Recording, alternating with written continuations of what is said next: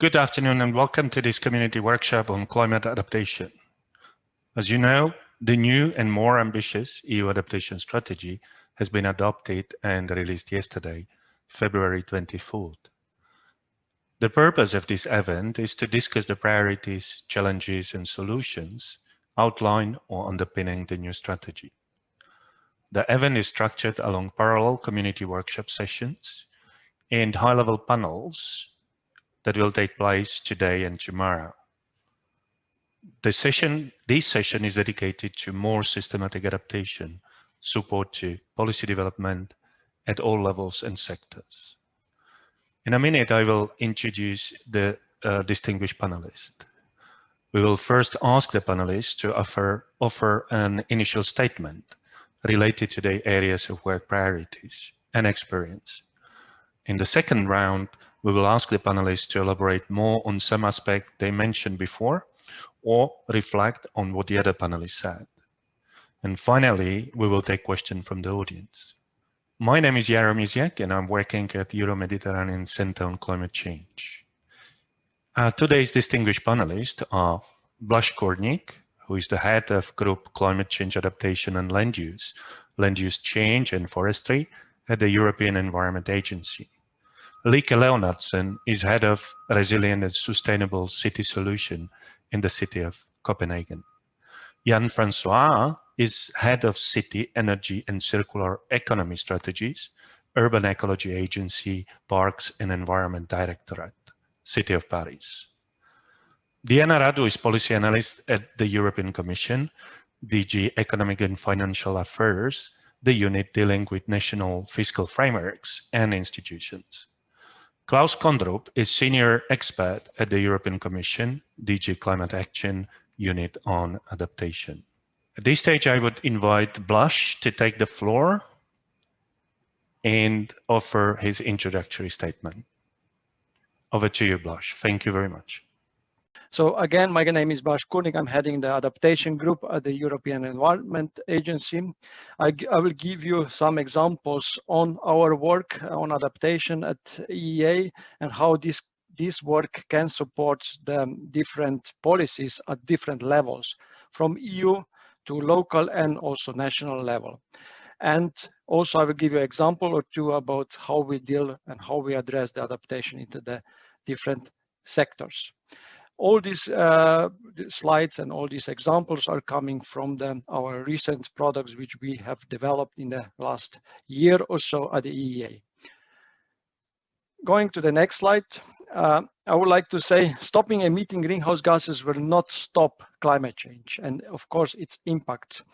The number of recorded extreme events has varied in the past and also it's projected they will increase in the future.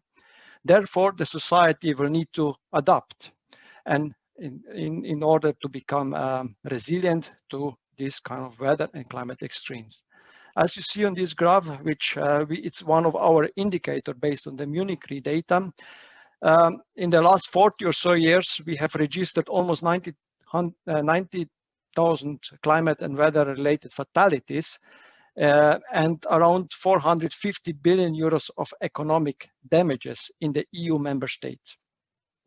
Only around 1/3 or even less of these losses were insured. The rest was left to the cost of the society. So the countries will have start, of course, adapting to this kind of extreme weather and climate events to decrease these losses. And that means that since let's say last decade or so, many countries have started developing adaptation strategies and plans, and by now all the European member states have adopted their national adaptation strategies and plans. However, only a handful of these countries, that's less than 10 of the member states, have started with the next steps, in particular looking into evaluating the national adaptation strategy or plans, implementation of adaptation at different levels, and also monitoring the progress, in particular developing the adaptation indicators. vertical coordination is there. So basically, we know there is a link between the EU policies, national policies, and local policies, for example, at the city level. And we can see on this graph that since 2013, more than 2,500 cities have committed to start with adaptation actions. And as you can see, this increase in number of cities have actually increased exponentially. We have similar, let's say, development also when looking into the different sectors, when mainstreaming adaptation in the sector. Also there we can see that many countries, many local communities are developing also the sectoral adaptation strategies. However, we can see here that adaptation actions, in particular at the city level, are still soft. Here you can see that mainly they are focusing on the, let's say, cities level in preparing the plans, strategy, early warning system, education, communication, improved communication, which is here marked as blue and red colors. More structural adaptation measures are actually less develop in the cities across Europe. Why is that? Because they are expensive and it's required much more time to be implemented. When we are going to the sectors, and here is the example of the agriculture sector, which I would like to give. As you know, agriculture production is mostly happening outside under the sky and is very much affected by different climate extremes. Agriculture is vulnerable to climate change, and agriculture will need to adapt and is adapting to climate change, to climate extremes.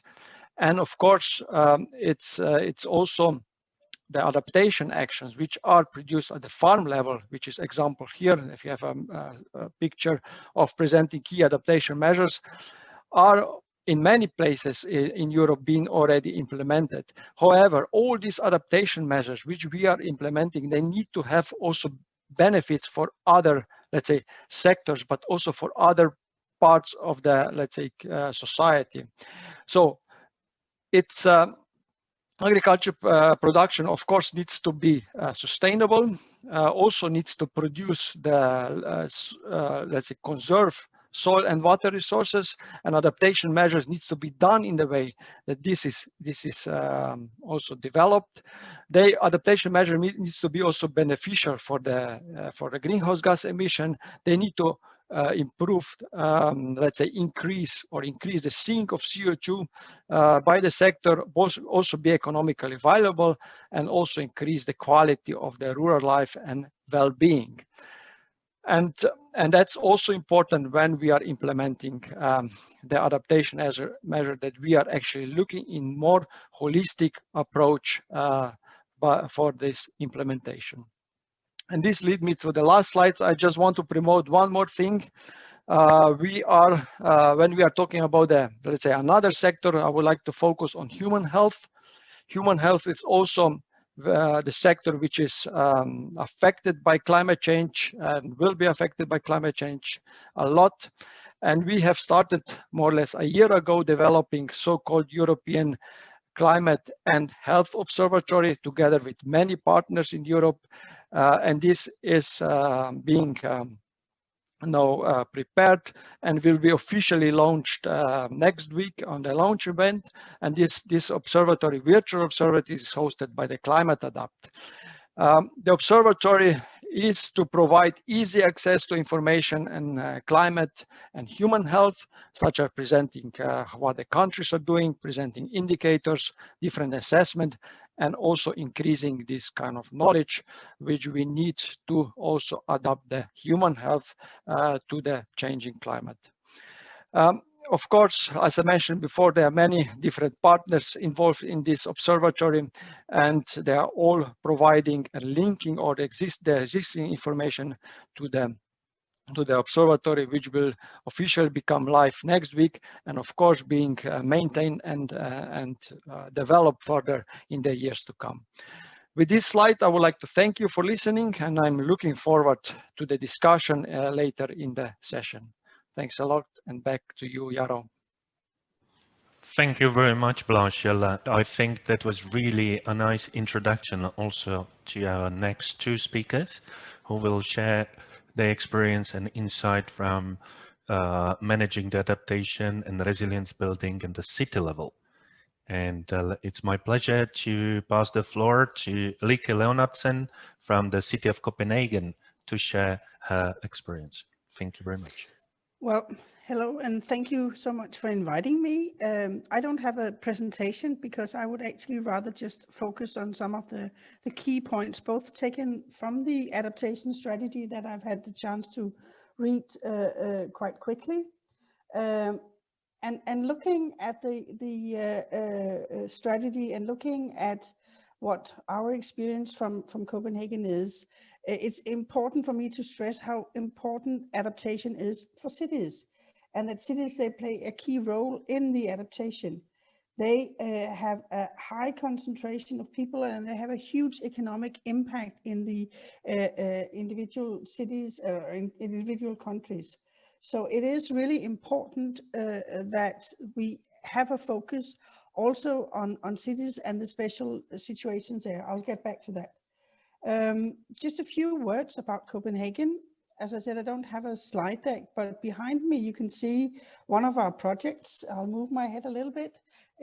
We have started working on adaptation in Copenhagen around 2009, first with an overall adaptation plan, moving on to a cloud-based management plan, which is I think we are the first city that has a citywide plan how to handle a 100-year event of a rain event in the city. And we are on full track on implementing that. It's an investment of around 1.6 billion euros over the next 20 years. So it's a massive program. The park that you see behind me is one of the biggest projects that we have finished so far. And it will, in case of rain, hold up to 23,000 cubic meters of water. And if you cannot sort of visualize that, it's a lot.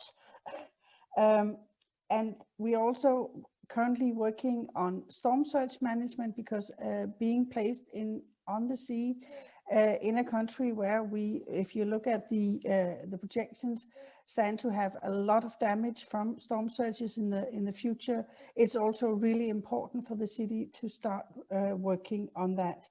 We are looking at possible up to nearly 4 billion euros in damage if we have the most severe storm surge that sort of we have been able to imagine.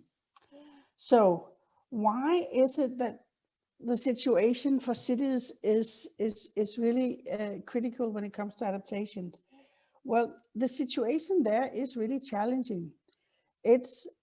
Cities are, of course, they are built up and many cities like Copenhagen, they are fully built up. There are very few places left to do anything. That's why we are also working with integrating parks and streets and so on in our cloud-based management plan.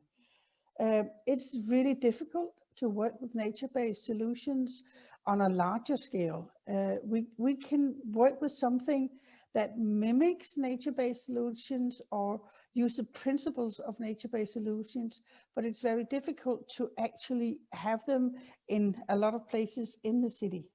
There's a limited space here, and the space is also being taken up by a lot of other activities in the city, which means that when we are working with adaptation in the city, we really have to look at the cross-sector collaboration.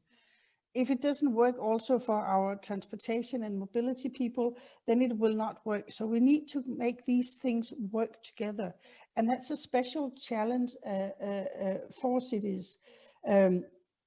The other thing is that when you look at cities and their sort of jurisdiction areas, they are very often part of a larger regional metropolitan area with other municipalities, with other jurisdictions.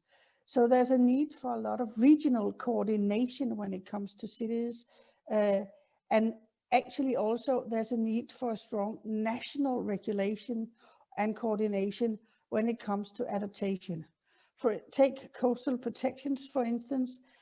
Copenhagen and much of Denmark, I mean, almost all municipalities have coast in Denmark, and we need to coordinate the level of protection, because otherwise the water will just enter at the lowest protected level and will flood the city. So that's why we need this coordination.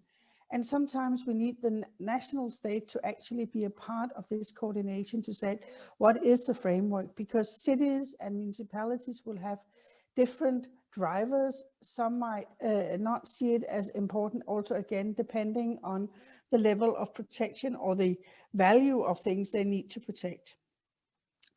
Another issue where we are actually finding it interesting, also what's in the strategy, is this whole issue about biodiversity and regarding how we can use adaptation also to improve that. What we are seeing is that we have at the moment in Denmark and in the European Union, we have conservation regulations that look at nature as something static, making it extremely difficult to actually work with nature-based solutions when you are located in a Natura 2000 area, for instance, which is one of our challenges when it comes to storm surge protection. So we need to also take a look at how can we figure out a way where nature and the protection of cities can actually go hand in hand, because we need to use these areas for protection, and we can do it in a way where we can actually increase biodiversity. But because the regulations as they are now are static, we cannot change anything, then even though we can make a situation that would be better for nature, it's not possible for us. So there is a lot of these things. Cities also need the financial regulations, and in many places these need also to come from the national level. In Denmark, for instance, our cloudburst management work is being financed through the water fees that people are paying for their water. That required a change in legislation. So there is actually a lot of things that you need to look into when it comes to adaptation in the cities. My sort of final point here is that when we set out doing what we are doing in Copenhagen, we didn't have a blueprint because there was no city that had done anything like it. But of course, there were cities that were working on similar issues.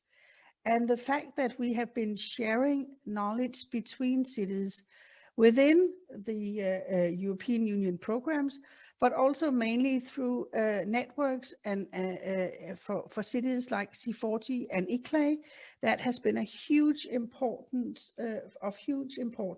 for us. And sort of my last little cry to the Commission would be that when you're looking at Horizon Europe projects, or when you're looking at new EU project or programs for promoting adaptation, I beg you actually to look more on how to look at programs that will focus on action in the cities, actually getting things done in the cities, rather than looking only at research programs. Because as a city, we very often end up being a case study in a scientific report as part of a European Union project, and actually not getting a lot of progress that we need to. So we need to take this focus that's also in the strategy on innovation and work with the cities, and perhaps also support city networks that can work on creating these solutions for cities. Thank you so much. Thank you very much, Lieke. I think your plea has been heard, and we will pass that definitely to the European Commission. I think what you're doing in terms of urban green regeneration and bringing nature back to the cities is really impressive. So congratulations to that. Our next speaker is also from the city context. There is Jan Francois from City of Paris. And Jan, the floor is yours. Thank you, Jaroslav. Good afternoon, everyone. I hope you can hear me correctly and you can see my slide.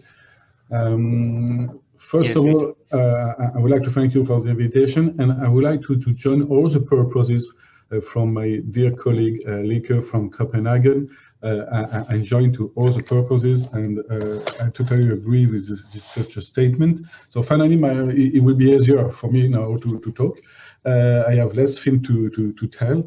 But first, I work for the city of Paris, a very, very dense city as Copenhagen, a very dense, very mineral. Among you have the region of Paris with some forests, some agricultural field, but the core city is very dense. And so very lot of consequences, as say Leke, about adaptation on economic activities to protect the citizens and all the consequences we all know around that.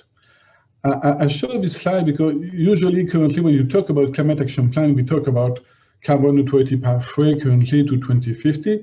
And I had a look back to prepare this session about the previous climate action plan adopted by the City Council of Paris. We have already adopted 3 climate action plans. The first one in 2007, there were 7 pages on adaptation.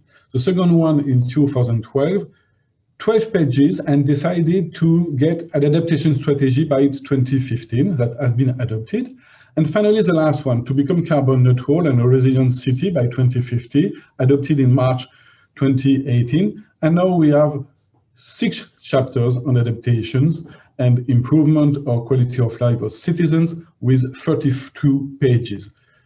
It's to show that now adaptation is a common goal with carbon neutrality, and we have to deal with the both situation, mitigation and adaptation, even if we don't have yet the same capacity buildings for such a topics. And we show usually carbon neutrality pathway, but recently I've shown these figures to new elected people of the City Council of Paris to make them understand that adaptation is now. Adaptation is already here. We need that because, for example, for the case of Paris, the mean temperature has already increased by +2 degrees since the pre-industrial era. It's very important then to show them that it's not for the future, it's not for 200, at the end of the century, is now, and we have to prepare that. And it's very important if we want to change the infrastructure. As said later, to integrate nature-based solutions in our city is very huge work. It's very important. We have to change the behavior, we have to change the mentality of the engineer and all the system. And to show that, make sometimes people understand that we have to do.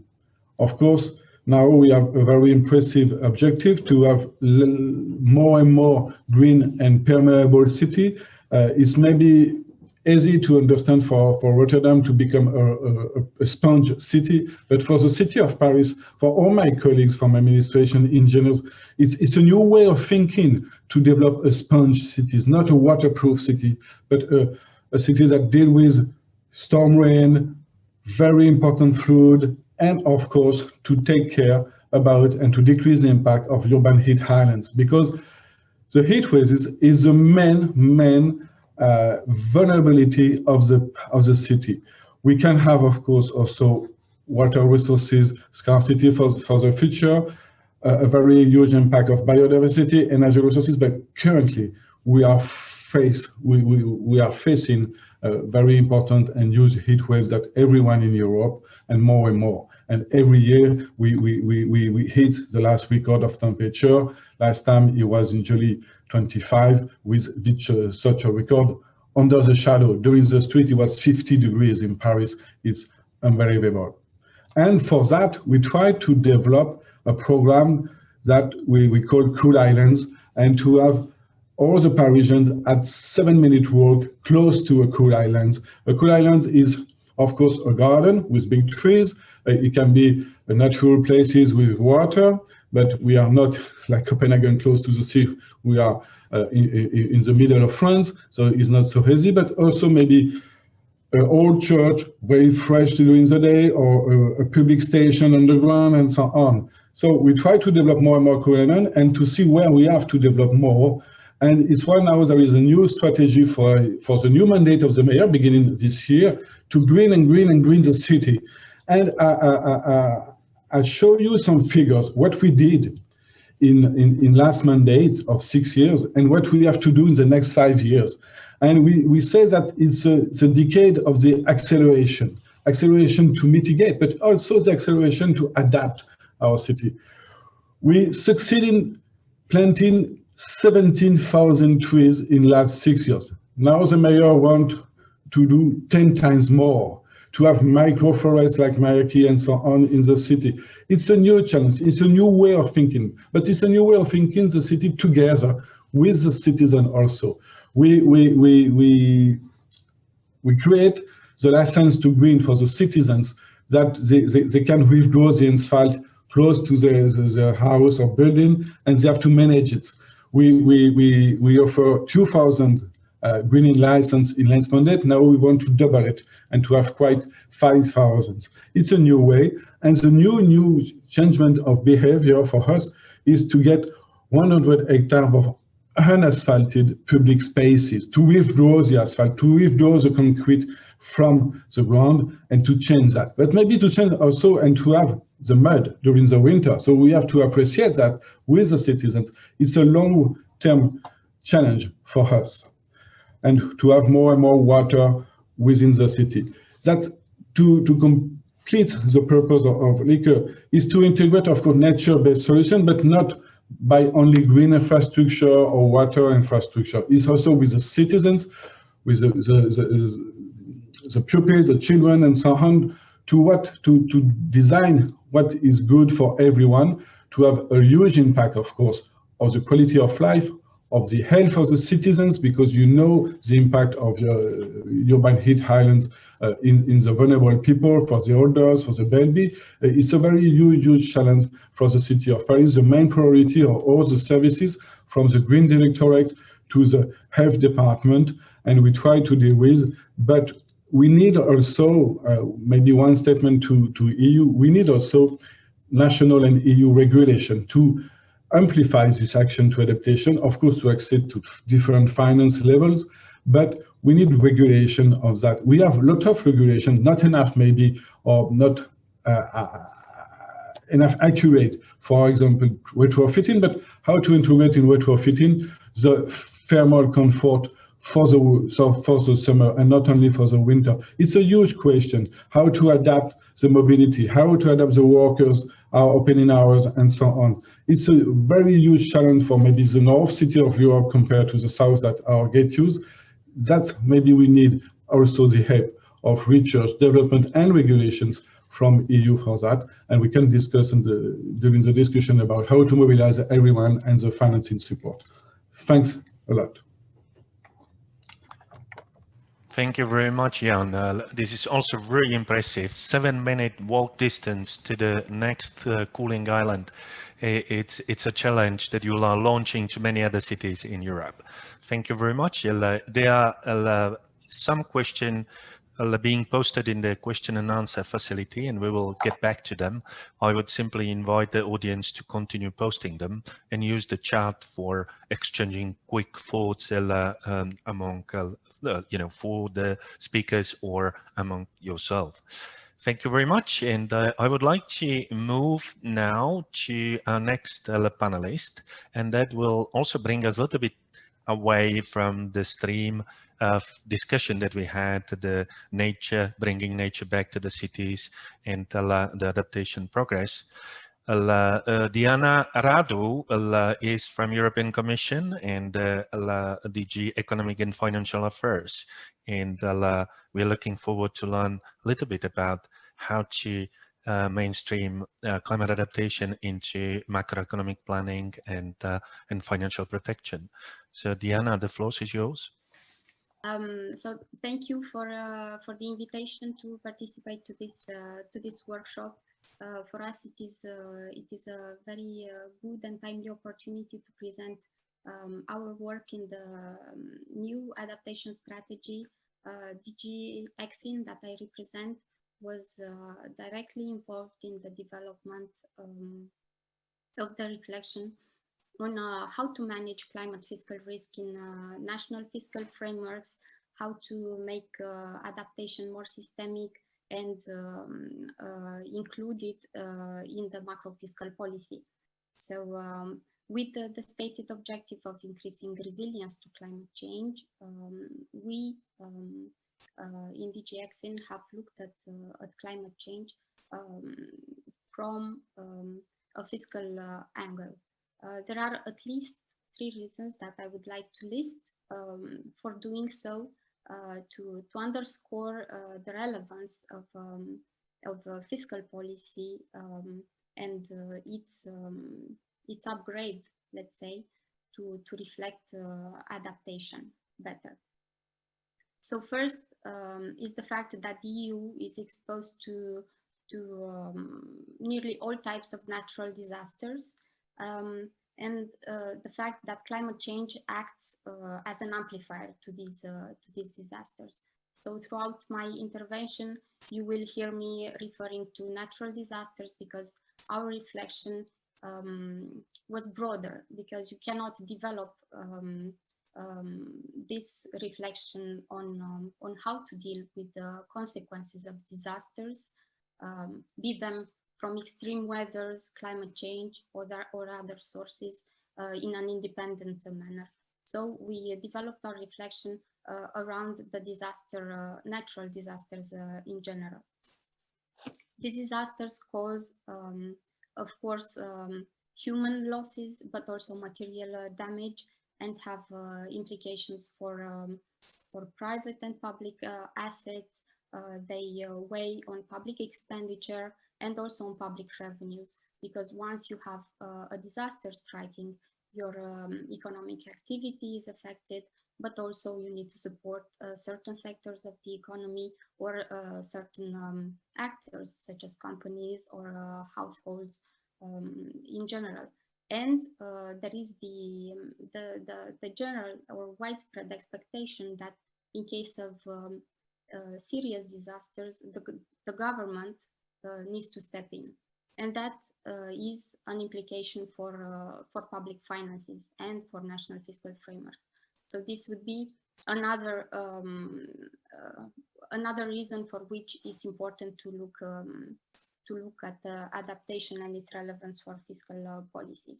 Then there is the frequency and intensity of climate-related events. I'm sure you are well aware of that. We are all enjoying very nice weather in February, which is good. But on the other side, on the other hand, consequences can also be negative. And if the current trend in global warming is pursued, then we know, or there are estimates, that the economic losses from climate change will reach levels that were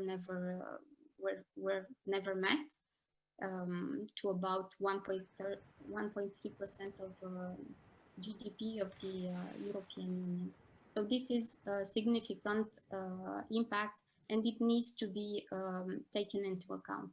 Diana, sorry for interrupting. It seems that your slides are not moving. See, yeah, I see only the first slide. Okay, yes. Great. No, okay, I'm still on the first slide, and there are only 3, so no worries.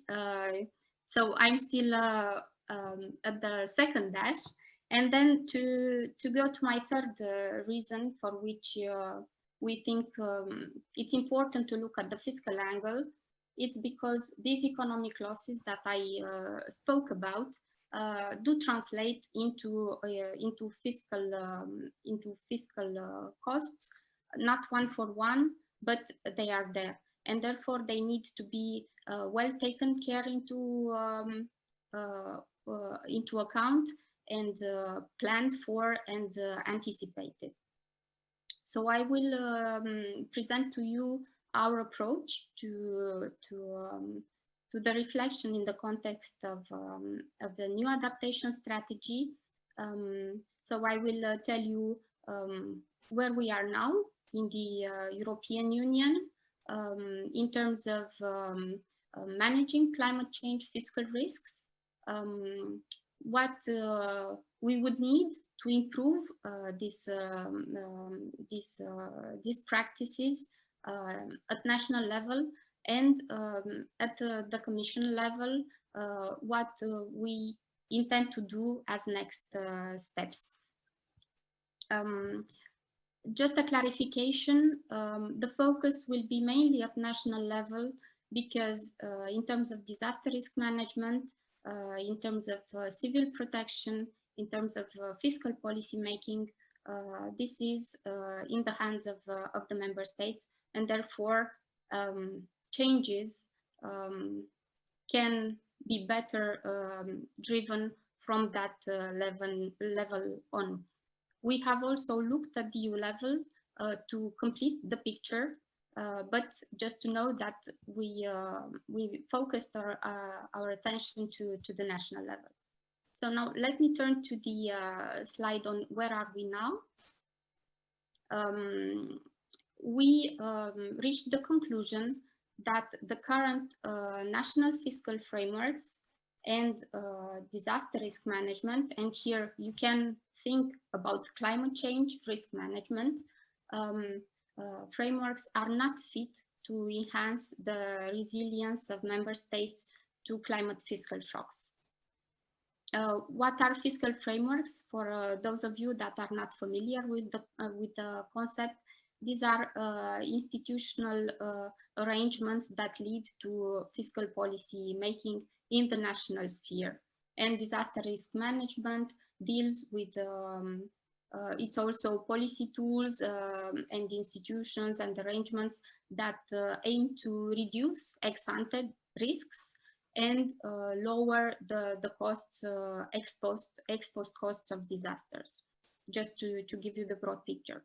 And now at the national level, we looked at the legal provisions that are in place to deal with disasters.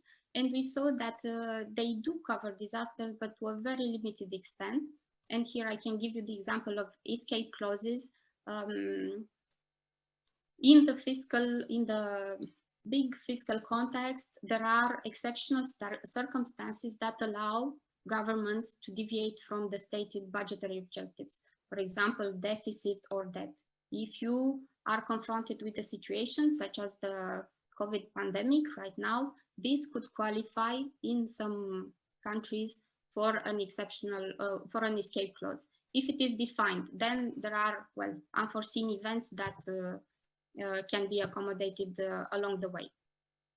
We have also looked at the EU legal provisions to see if one can build on what's out there in terms of managing disaster risks, and we have identified the national risk assessments, which are currently the main tools to inform disaster risk management strategies in the EU member states.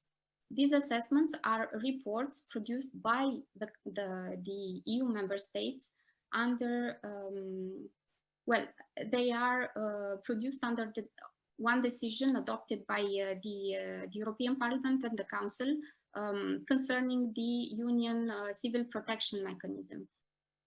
But I will show you in the next slide that they are not perfect tools to accommodate or to, on which to, to base all the following steps of the adaptation strategy from a fiscal perspective. And what we have also learned at the EU level is that the provisions that are out there are fragmented and non-binding. But then one needs to take into account that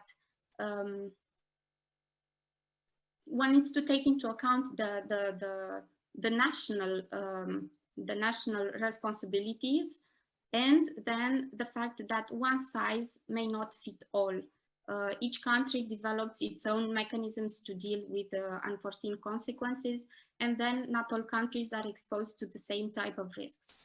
That's something that's well, seems obvious, but is out there, and one needs to think about that when reflecting forward. So in terms of challenges, I mentioned there are fragmented processes, incomplete, and the legal order has gaps at the national and EU level. Going now to what we would need to improve resilience to climate change, fiscal resilience to climate change. We know at this stage that there is some information on the national risks that is available in the national risk assessments, the reports I have already mentioned. However, this information is of qualitative nature, and in order to build your to make your fiscal plans over several years or over the longer term, you need to know to be able to quantify them. So if you look at on the left-hand side of the slide, you can see that one way to complete the broader picture is to reflect on how to quantify disaster risks by type of risk, and to have this information available. And then also in a quantitative, from a quantitative perspective, one would need to have a clear view on the financing that is available. So to be able to look at maybe at the budget or someplace else, a specific report, and identify the resources dedicated to risk assessment, which is a key step in dealing with disasters. Looking at the resources dedicated to prevention and preparedness. You can have recurrent costs or longer term costs in terms of public investments in preparedness. Then you can also have emergency response, and there you can have specific lines dedicated to this type of intervention, and recovery costs. You have probably heard recently about the recovery post-COVID. So this, in particular, emergency response and recovery take the biggest share in terms of fiscal costs at the national level. And on the right-hand side, you can see what would be needed to complete the picture and to better inform policymakers when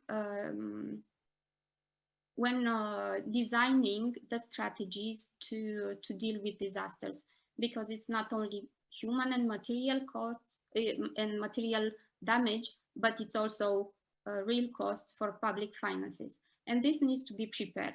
So one needs to be able to know what type of funds are available to be mobilized timely and commensurate to the challenges posed by the disaster.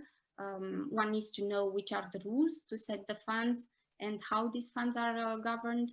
And also it's important to know to what extent the public sector will contribute to the exposed disaster compensation and financial assistance. If this is known, this last element, if it is known in advance, it is a good way to mitigate moral hazard.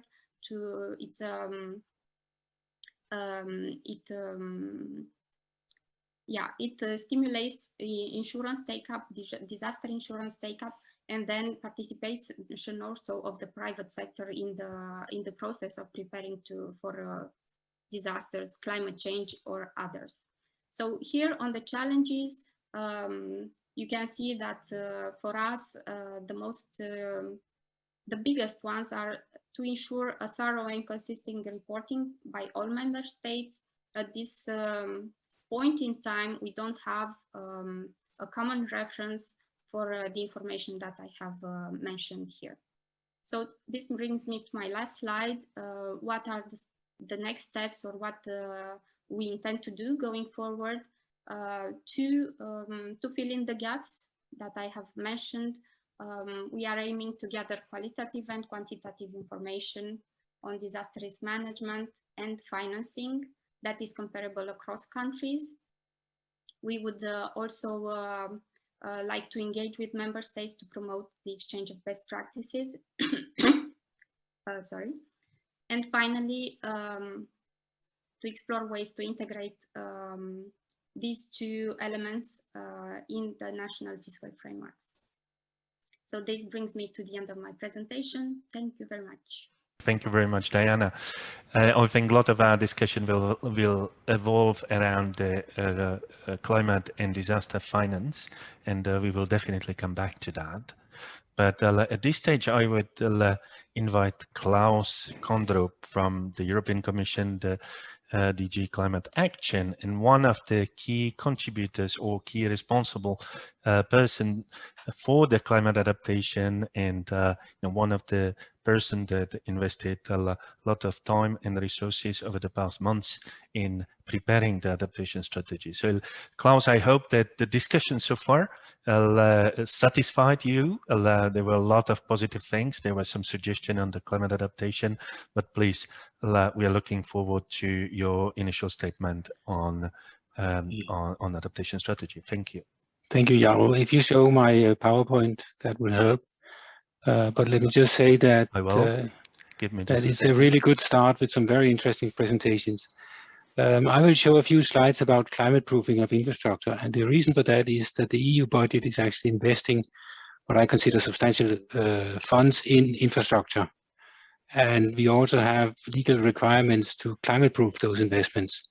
So for the next 7-year budget period, 21 to 27, I will sort of outline what we are preparing. The legislation is almost ready for adoption by the Parliament and the Council.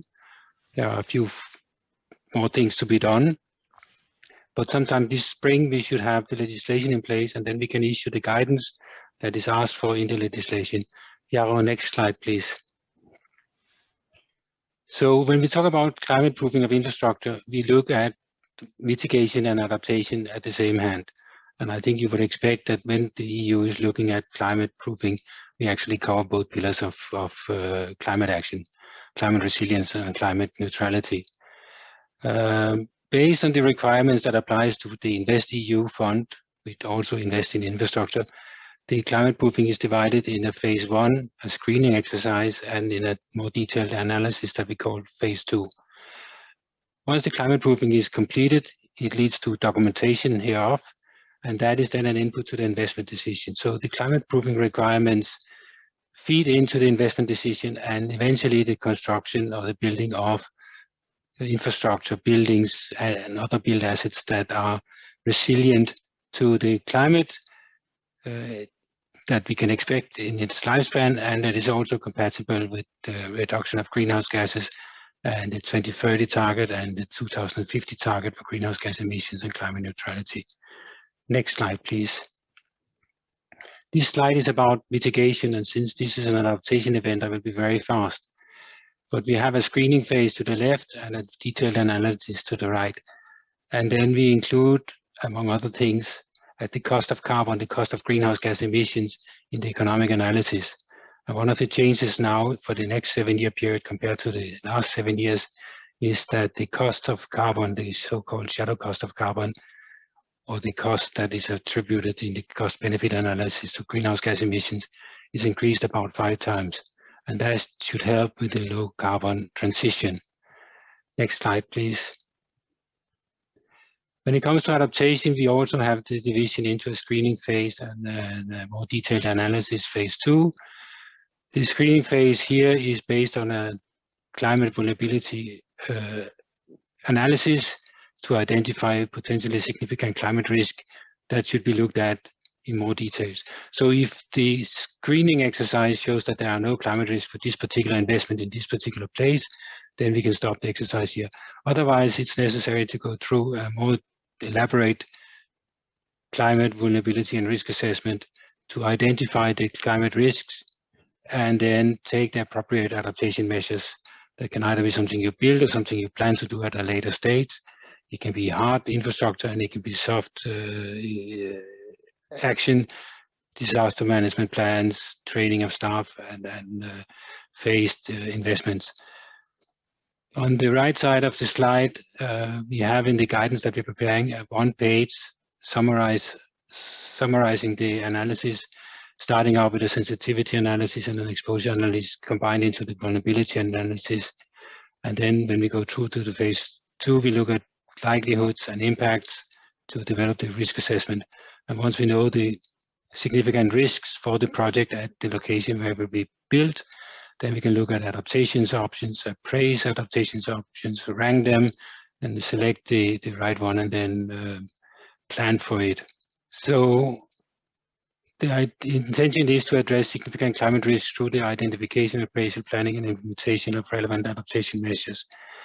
And then to have a regular monitoring and follow-up afterwards, because climate proofing and climate proofed is not the same thing for us. Climate proofing is a process, and it will not stop once something is constructed. When we look at the future climate, there is a considerable uncertainty, and it's necessary in many cases to adjust plans and react if climate change would develop in a more severe manner than expected. It's also important for projects and investments that they are consistent with the planning framework.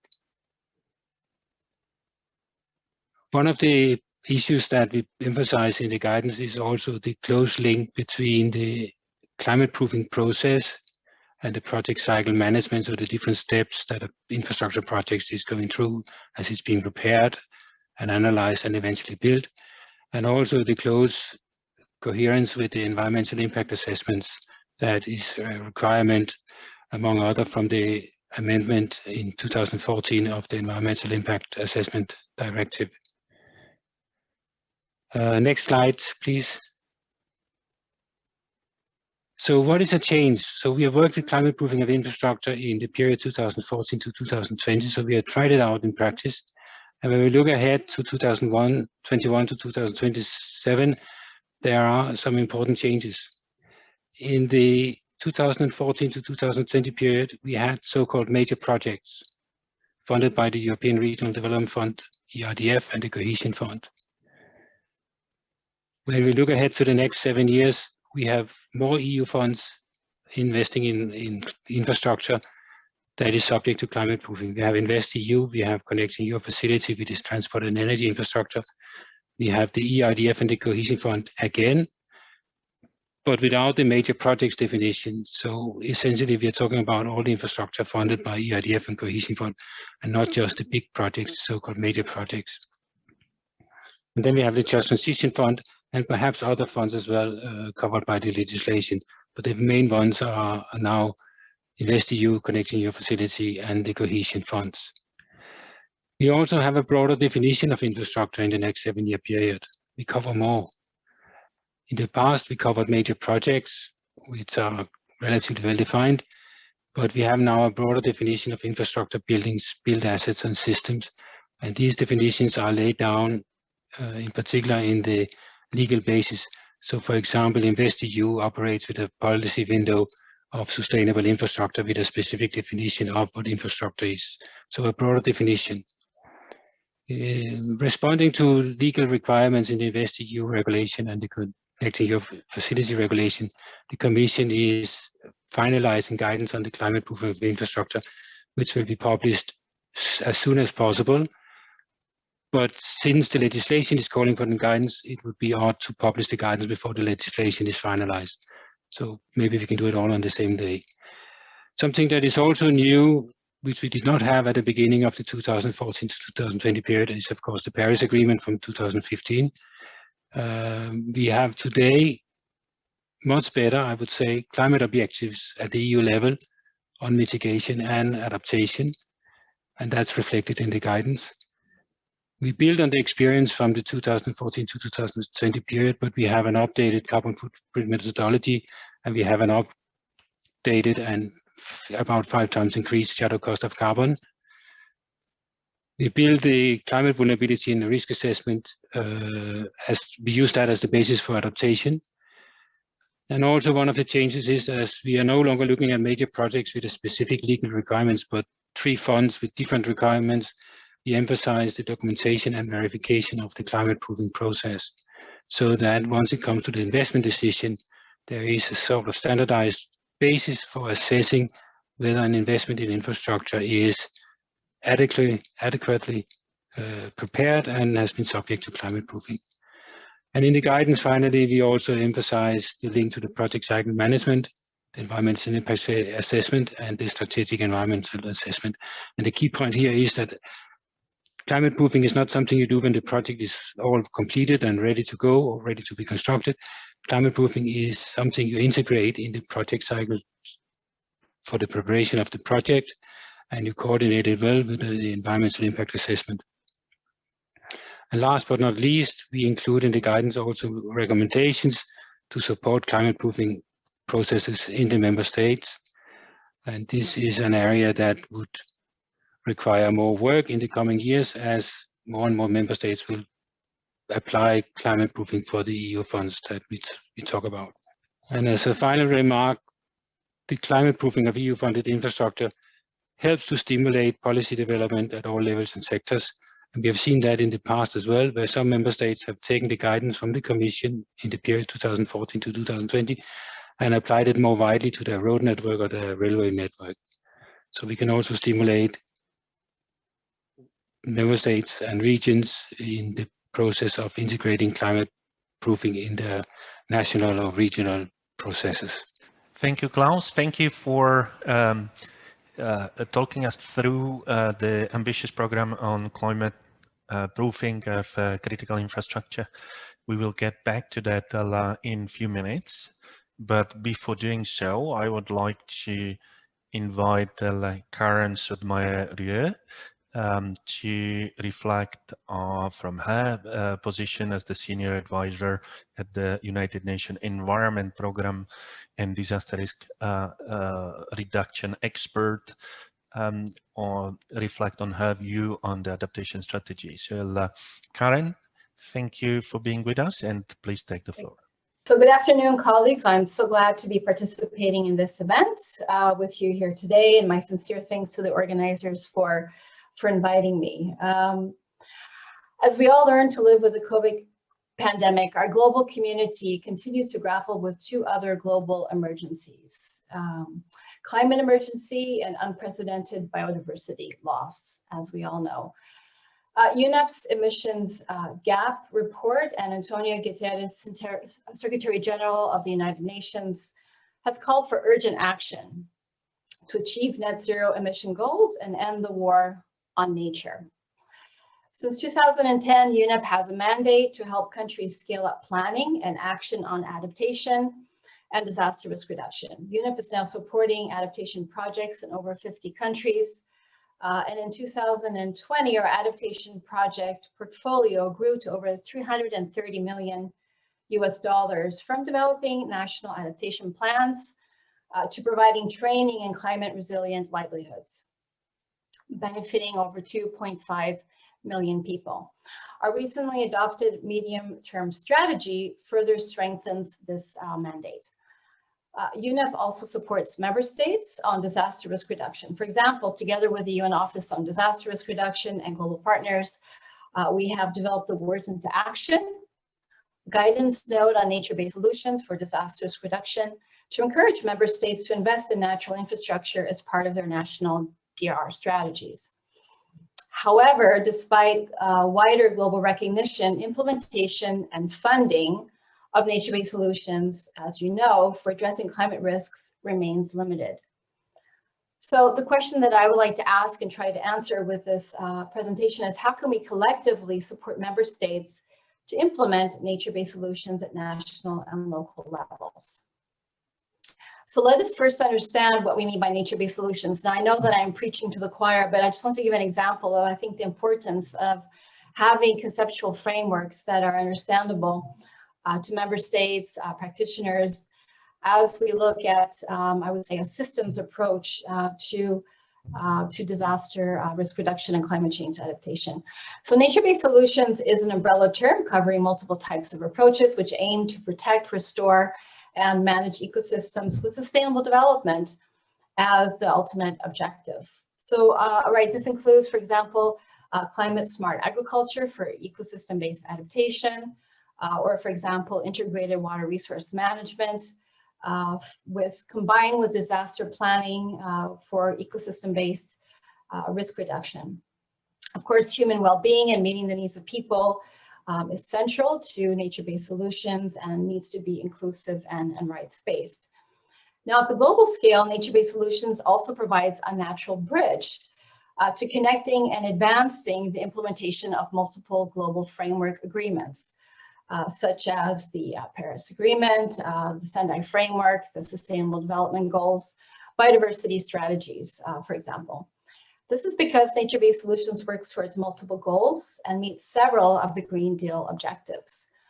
And as pointed out by the UNEP Climate Adaptation Gap Report, it's therefore one of the few truly systemic sets of approaches in addressing the climate emergency. So I'd like to share 3 messages that are based on UNEP's experience on scaling up nature-based solutions. The first message is that scaling up can only take place through sectoral approaches.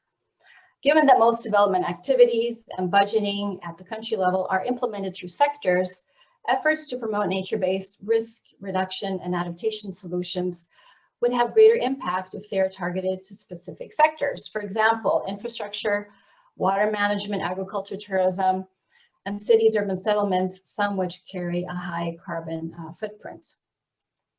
So one example is the City Adapt program supported by UNEP to assist cities around the world adapt by supporting ecosystem-based adaptation approaches. In Mexico, the city of Jalapa is reforesting areas surrounding the city to reduce landslides and flooding and improve the water supply.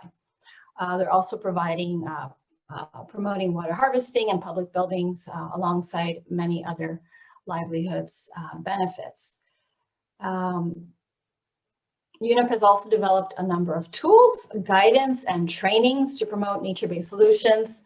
One such tool is UNEP's opportunity mapping, which is the first geospatial data platform that analyzes and overlays global data on key hazards with ecosystem data to identify opportunities for increasing investments in ecosystem restoration and/or protection for adaptation and disaster risk reduction. We're now also working on adding a climate change scenario analysis to this tool and also developing applications for specific sectors. And I would, of course, like to recognize the generous funding from the European Commission, the INPA, for this work and much more. So our second message is we need solid models for local models for upscaling. UNEP, together with Partners for Resilience, is developing models for upscaling community-based resilience, taking systemic approaches. For example, by addressing multi-hazards and climate risks through landscape approaches, influencing long-term local development plans and budgeting, encouraging integrated decision-making processes between natural resource management, climate change adaptation, and more. Final message is that science needs to address issues of upscaling. One of the main findings of an extensive literature review that also Jaro Misiak has been involved with our team that has been submitted to the Journal of Nature Sustainability is that interventions for reducing urban stormwater runoff, such as green rooftops or bioswales, are quite effective and well studied at the micro level. However, interventions at the catchment level to reduce flooding are less well understood and will highly depend on catchment size. But we also need to make sure that scientific findings on scale also reach decision makers. This is where knowledge hubs such as UPLA, or the Partnership for Environment and Disaster Risk Reduction, or PEDR, or Global Adaptation Network are extremely important. I had two little, so finally, I'd like to close up by saying information and education on this topic needs to be shared widely, which is what our new massive open online course on nature-based solutions for disaster and climate resilience intends to achieve. I need to put in a little bit of a pitch there for our MOOC. So concluding remarks. Let's stop and listen to what this pandemic is trying to tell us. Human well-being is critically dependent on Earth's natural systems. This is one of the main conclusions of the synthesis report, Making Peace with Nature, which was launched at the 5th United Nations Environmental Assembly last week. In reading through the EU Adaptation Strategy last night, I was glad to see that nature-based solutions are mentioned at depth and seem to provide answers to many of the gaps mentioned by the UNEP Climate Adaptation Report. And UNEP, through its new midterm strategy, is fully committed to providing the technical support toward filling this gap. So we're hopeful that the COP26 in Glasgow will provide decision makers with even greener options for public and private financing of nature-based solutions. However, we need to do a better job of demonstrating models for upscaling, supporting science that guides upscaling, and providing clear guidance to decision makers to increase their confidence in nature-based solutions as viable and system solutions for adaptation and disaster risk reduction. Now is the time to act. Thank you. Thank you very much, Karen. That was really inspiring and you know, excellent messages, take-home messages for the audience. Now, the plan was to invite the distinguished panelists to reflect a little bit about what they heard from the other panelists, and only afterwards turn to the audience and take the question. But because the first round of initial statement took us a little bit longer than expected, I would go directly to taking the questions from the audience and invite all the panelists to switch on the video camera. Excellent, thank you. And just starting with the first question is Tom Mitchell. Tom, if you would like to ask the question directly, I can unmute your microphone. I'm giving you the permission to speak. Hello, can you hear me okay? Yes, we can. Yes, hello. So I'm Tom Mitchell from Climate Kick. My question was to Blas, and I was really exploring, you referred to the fact that many of the member states have now adopted national adaptation strategies and that there had been a kind of considerable acceleration of that within recent years. What I was really asking you to reflect on, I think very much from a kind of personal experience standpoint, was how many of those indeed were adequate, particularly with reference to the future climate, rather than with reference necessarily to the current or historical climate. Yeah, thank you. Yeah, really important question. I see two level or two parts of for